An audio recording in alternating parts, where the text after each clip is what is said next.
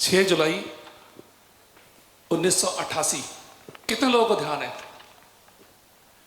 6 जुलाई 1988 रात के 10 बजे 9:55 राइट टाइम बोलूं तो मैं, एक ऐसा धमाका हुआ जिसने पूरी दुनिया को हिला के रख दिया। 190 किलोमीटर दूर स्कॉटलैंड से नॉर्थ सी में एक बहुत ही बड़ा प्लेटफॉर्म था।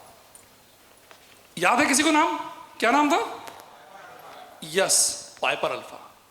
वर्ल्ड का नंबर 1 प्लेटफॉर्म जिसमें highest production 40,000 metre cube per day के हिसाब से प्रोडक्शन होता था। वहां पे सारी फैसिलिटीज वहां पे अवेलेबल थी, swimming pool, pub, bar, each and everything वहां मौजूद थी। किसी ने सोचा भी नहीं था कि जो प्लेटफॉर्म 185 किलोमीटर पर आवर के हिसाब से समुद्र का प्रेशर झेल सकता है, वो कुछ घंटों में टूट के समुद्र में समा जाएगा। 167 लोग मारे गए, 21 लोग आज तक नहीं मिले, कहां गए कुछ नहीं पता। जो लोग बचे वो भी बाद में धीरे धीरे करके मारे गए। स्कॉटलैंड में उनके नाम से एक पार्क बनाया गया, थीम पार्क बनाया गया, उन लोग के स्टैचूज लगाए गए कि आज हम उनको याद कर सकें। पाइपर अल्फा एक ऐसा प्लेटफॉर्म था जिससे समुद्र से ऑयल निकालते थे, और वो प्लेटफॉर्म बाकी अदर प्लेटफॉर्म के साथ कनेक्टेड था।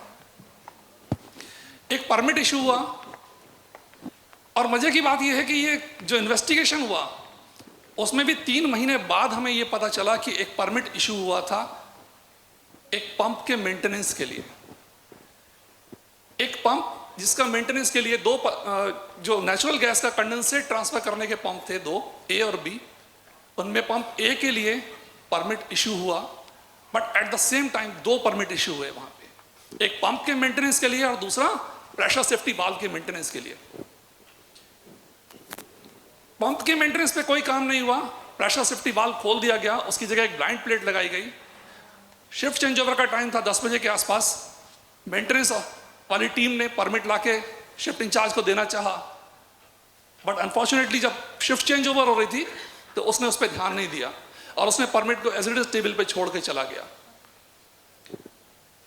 9:45 पे पंप बी ट्रिप हो गया, और पंप बी ट्रिप होने के बाद उनके पास 30 मिनट का मार्जिन था पावर बचाने के लिए, क्योंकि वो पंप गैस की सप्लाई करता था, और यदि पावर बैकअप रिज्यूम नहीं हुई तो पूरा डेक, पूरा हमारा प्लेटफॉर्म अंधेरे में समा जाएगा। बी को ट्राई करने की बहुत कोशिश की गई, बी को स्टार्ट करने के लिए, बट अनफॉर्चुनेटली वो स्टार्ट नहीं हुआ, और फिर वापस देखा गया कि ए वाले पंप का परमिट वापस आ चुका है, हम इसको स्टार्ट कर सकते हैं। पंप स्टार्ट किया गया और वो एक प्रेशर के साथ गैस रिलीज हुई उस ब्लाइंड प्लेट से। सोर्स क्या मिला? इट इज प्रोबेबल कि उसमें कोई टूल वगैरह ऊपर से नीचे गिरा और स्टैटिक चार्ज या स्पार्क मिला, उसकी वजह से ये आग लगी। और वो आग इतनी भयानक थी, आप लोगों को आइडिया होगा जब प्लेटफॉर्म वगैरह इस तरीके की पेट्रोलियम इंडस्ट्रीज होती हैं, उसमें कंपार्टमेंटिंग अरेंजमेंट होता है। 4 कंपार्टमेंट थे, उन कंपार्टमेंट में लोहे की प्लेटों से, सीमेंट के बंकर से उनको पार्ट्स में डिवाइड किया जाता है। वहां पे 4 कंपार्टमेंट थे, एक लिक्विड के लिए, एक गैस के लिए, एक पावर जनरेशन का, और एक कंपार्टमेंट था जिसमें लोगों को रहने का अरेंजमेंट था। कोई कंपार्टमेंट काम नहीं किया, सब इंटरकनेक्शन आपस में खुले हुए थे। आग लगने के बाद वहां पर रेस्क्यू के लिए एक हवाई जहाज का अरेंजमेंट था कि लोग वहां से निकल सकें in case of emergency, but unfortunately वो चारों तरफ से आग से घिर गया और हेलीकॉप्टर तक लोग नहीं पहुंच पाए। इमरजेंसी में बचने के लिए उनके पास लाइफ बोट थी, लेकिन लाइफ बोट खराब हो चुकी थी, उनका यूज नहीं हो पाया। कुछ लोगों ने समुद्र के पानी में कूदकर अपनी जान बचाने की कोशिश की, उन्हें समुद्री जानवर खा गए। समुद्री जानवरों से बचाने के लिए वहां पर एक बाड़े का अरेंजमेंट होता है, वायर का अरेंजमेंट होता है, वायर का बाड़ा होता है जिससे कि वो लोग प्लेटफॉर्म को हिट ना करें। अनफॉर्चुनेटली वो सारा का सारा डैमेज हो चुका था। फायर वाटर का अरेंजमेंट बहुत अच्छा, वर्ल्ड क्लास अरेंजमेंट किया हुआ था, बट अनफॉर्चुनेटली उसको कभी ट्राई नहीं किया गया कि चलेगा भी नहीं चलेगा, और लास्ट मोमेंट पे वो भी नहीं चला। और सबसे बड़ी दुर्भाग्य की बात क्या है कि जब वो मेरे प्लेटफॉर्म पे आग लगी हुई थी, उस समय बाकी प्लेटफॉर्म जो उसके साथ नेटवर्क में कनेक्ट थे वो उसमें गैस डाल रहे थे। आप सोच के देखिए, जहां पर 160-170 लोग मरे, 200 से ऊपर लोग थे वहां लोग जल रहे हैं भट्टी की तरह, और बाकी प्लेटफॉर्म उसमें आग डाल रहे हैं। आखिर इतना बड़ी घटना, आप सामने फोटो देख पा रहे हैं, आखिर इतनी बड़ी घटना कैसे हो गई? आखिर इतनी बड़ी घटना कैसे हो गई? हम बात करेंगे इस पे दोबारा से। So once again, good morning. कुछ लोगों ने नहीं बोला good afternoon, good evening, good morning. I said good morning. Yes, thank you. Good morning जब हम बोलते हैं तो हमें वापस एनर्जी आती है कि यस, हमारा दिन शुरू हुआ है। गुड इवनिंग, आधा दिन निकल गया, अब ये भी निकल जाएगा। बाकी स्पीकर्स आए, मैं भी निकल के चला जाऊंगा। So once again, good morning. So ये ऑलरेडी सर ने बहुत अच्छे से ब्रीफ किया मेरे बारे में। मैं बेसिकली केमिकल इंजीनियर हूँ, सर्टिफाइड सेफ्टी प्रोफेशनल हूँ, और इंडिया में केवल 5 ऑडिटर हैं रेस्पॉन्सिबल केयर के। रेस्पॉन्सिबल केयर RC 14001 के, उसमें एक मैं हूं।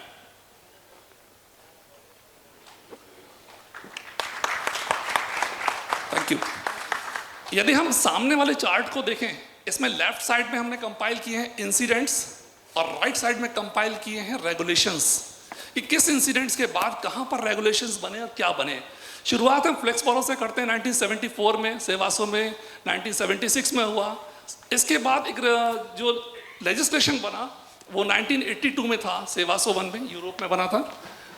भोपाल गैस कांड हमारा 1984 में हुआ। 84 में एक यूके में रूल आया, सीमा रूल आया, और इसी के साथ साथ AICHE ने CCPS चैप्टर चालू किया। यदि हम बात करें भोपाल गैस कांड की, तो भोपाल गैस कांड के बाद हमारा रेगुलेशंस में बहुत बदलाव आया। फैक्ट्री एक्ट में देखें हम, section 7A 7B, even safety का चैप्टर पूरा 4, इसके अलावा रूल नंबर 111, 11A। तो ये सारे जो चेंजेस आए थे वो हमारे भोपाल गैस कांड की वजह से आए थे। इसके अलावा पाइपर अल्फा, जब हम PSM की बात करें तो ओशा ने सबसे पहला स्टैंडर्ड जो पब्लिश किया था वो 1992 में किया था, और ये रेगुलेशन है, इसको 29 CFR 1910 और 119, ये रेगुलेशंस है जो यूके में फॉलो होता है। ये मैंडेटरी है वहां पे फॉलो करना जहां पर 10,000 से ज्यादा पाउंड कैपेसिटी है केमिकल स्टोर करने की। जैसे हमारे यहाँ आप लोगों को पता है थ्रेशोल्ड क्वांटिटी MSIHC रूल में हम लोगों ने डिफाइन की हुई है गवर्नमेंट ने, कि सर्टेन क्वांटिटी से ऊपर होगा तो कुछ सर्टेन रेगुलेशंस हैं, उनको फॉलो करना होगा। ऐसे ही फ्लेमेबल टॉक्सिक केमिकल्स में यदि क्वांटिटी 10,000 पाउंड से ज्यादा होगी तो वहां पर ये रूल फॉलो करना मैंडेटरी है। प्रोसेस सेफ्टी और ऑक्यूपेशनल सेफ्टी, बेसिकली आप सारे लोग जानते हैं ऑक्यूपेशनल सेफ्टी में फ्रीक्वेंसी ज़्यादा होती है और पोटेंशियल कम होता है, बट सबसे ज़्यादा पोटेंशियल कहाँ है? प्रोसेस में। प्रोसेस सेफ्टी इंसिडेंट जितने होते हैं वो लेस फ्रीक्वेंट होते हैं और कैटास्ट्रॉफिक होते हैं। इसको हम दूसरे शब्दों में कहें कि डिजास्टर्स करने की क्षमता केवल केमिकल इंडस्ट्रीज में होती है। ऐसा है या नहीं है? ऐसा है ना? किसी भी मैकेनिकल इलेक्ट्रिकल इंस्ट्रूमेंटेशन की कंपनी में इतने बड़े इंसिडेंट नहीं होते हैं। तो जब हम डिजास्टर करने की क्षमता रखते हैं तो हमें कहीं ना कहीं प्रोसेस को इतना कंट्रोल करके चलना चाहिए कि हमारे यहाँ कोई भी इंसिडेंट ना हो। बहुत सारे लोगों ने भी बात की रेस्पॉन्सिबिलिटी करके, सर बात करेंगे अभी, तो हमें रेस्पॉन्सिबली अपना काम करना चाहिए। तो सेफ्टी के लिए यदि मैं वापस रिकनेक्ट करूं पाइपर अल्फा को, तो हम लोग कहाँ फेल हुए इसमें? पाइपर अल्फा में प्रोसेस सेफ्टी के एलिमेंट्स कहाँ फेल हुए या हम लोग कहाँ फेल हुए?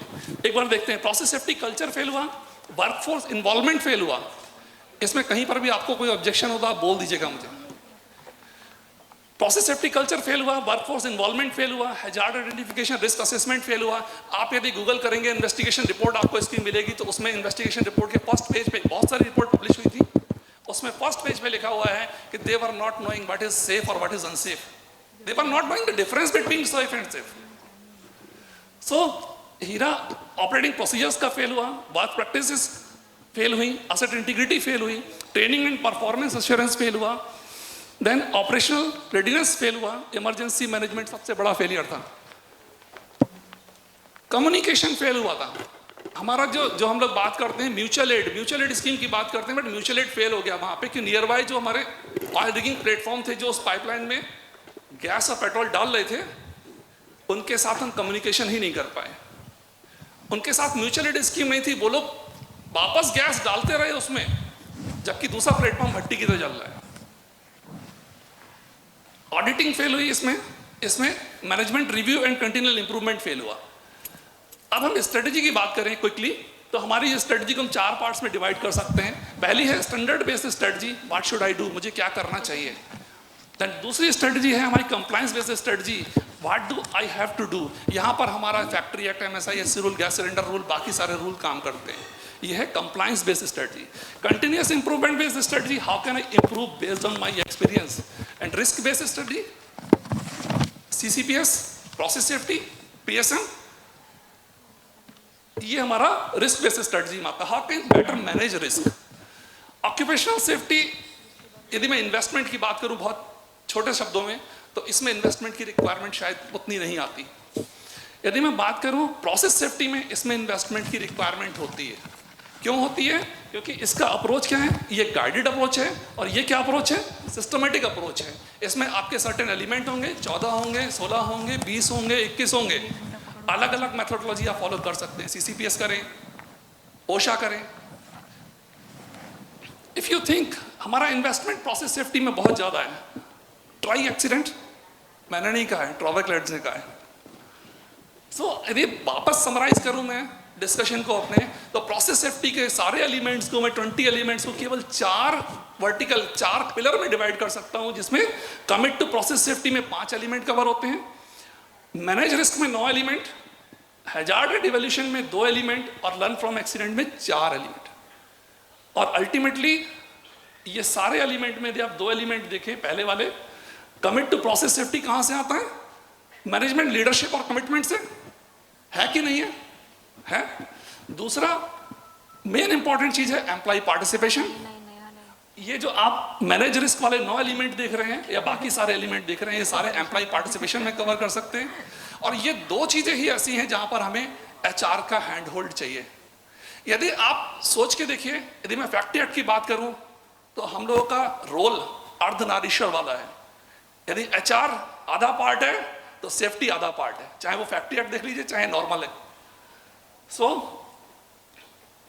अब बिग बैंग क्वेश्चन, अब मैं एक क्वेश्चन आपके सामने छोड़ रहा हूं, सेफ्टी कहां से ड्राइव होती है? आप लोग का क्या अप्रोच है, क्या जवाब होगा? कहां से होती है? टॉप टू बॉटम और बॉटम टू टॉप? कहां से होती है? सारे लोग सहमत हैं? टॉप टू बॉटम, पक्का? Yes. This is my approach कि सेफ्टी हमेशा टॉप टू बॉटम ड्राइव होती है, but feedback is equally important. नीचे से रियल फीडबैक जाना चाहिए टॉप मैनेजमेंट तक। Thank you so much.